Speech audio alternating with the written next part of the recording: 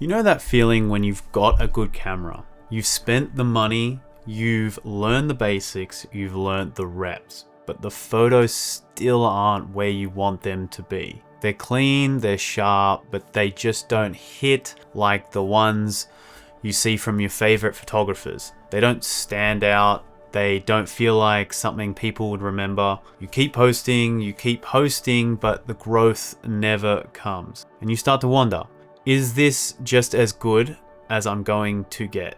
That's exactly where I was a few years ago. I've been shooting action sports photography for about a little bit more than a decade now. I've been paid to do it, I've won awards for it, and I've had my work shared by some of the biggest photography pages on the internet. But it didn't start like that. And if you feel like you're stuck right now, this is the mindset shift that changed everything for me. I started my photography journey around 12 years ago with a Nikon D3300. And after a couple of years, I saved up and upgraded to a Nikon D500. And that time it felt like a huge step. You probably know as well when you invest in your first ever real camera. I told myself, if I'm buying this, I am all in. And I did. I took that camera everywhere while I traveled. I wanted to capture every memory, but more than that, I wanted to get good at photography. And then I moved to Whistler in Canada, and that's where I started shooting action sports, what I'm known for today. That's when I realized something: I loved capturing people's talents. A landscape shot is beautiful, but capturing someone's talent for me was a moment they might want to show their kids one day and have a core memory of their talent frozen in time. And I love that idea. So I kept shooting a lot. Action sports, landscapes, events, you name it. But I was still using the same mindset: show up, react, press the shutter.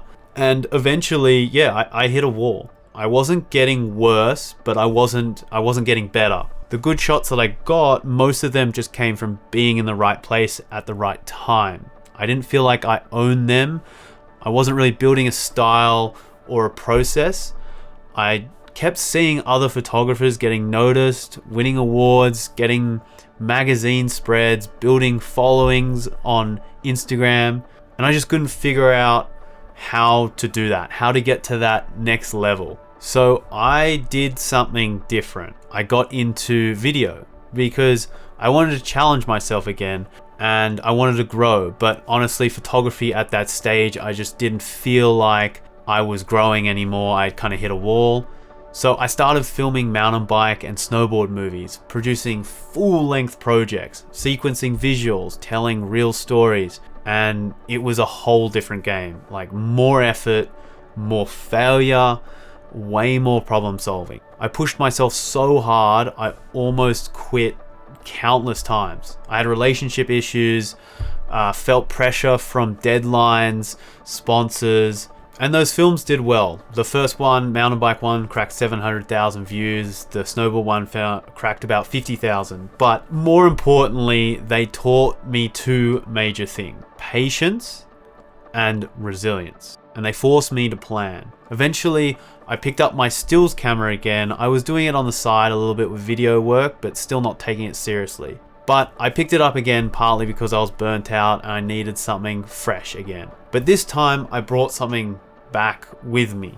The mindset, the planning, the intention I had when I was doing video. No more showing up and hoping something cool would happen. No more relying on luck. I started visualizing shots, prepping them, producing them like I would for a film. And at first, I failed. I missed shots, I overcomplicated things, I got frustrated, but I didn't quit because I knew what failure was like. I'd already been through a lot worse.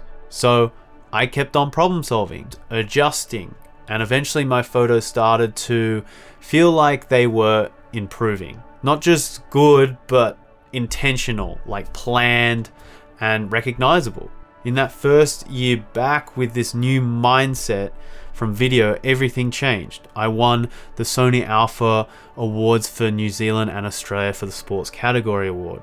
My photos started going viral. My big photography pages shared my work.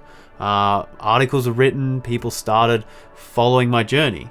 But none of that happened because of the gear. It happened because I changed how I thought. I stopped shooting reactively and I started shooting with more purpose. If you're stuck right now, you've got decent gear, you've put in hours, but your work still isn't where you want it to be, ask yourself this. Are you showing up just to shoot, or are you showing up with a plan and intention? The biggest difference in my career didn't come from a camera. It came from knowledge, from intention, from problem solving. And that's what moved the needle for me. And while it's always nice to be recognized, that's not why I do this. The only competition I have is the last photo I took. As long as I'm improving, as long as I'm bringing my ideas to life the way I want, that's what keeps me in it. It's not easy to fail. It's not easy to push for something better, I know. But that's the point. When it's not easy, most people quit and go back to their comfort zone. If you can push through that, that's when you start separating yourself from the rest. And if you like this sort of mindset advice in photography, consider joining my email newsletter where I give you 20 days of free lessons and advice about action sports photography. Link is in the description below, and also subscribe if you want to see more videos like this. I'm going to be posting a lot more on advanced mindsets in photography.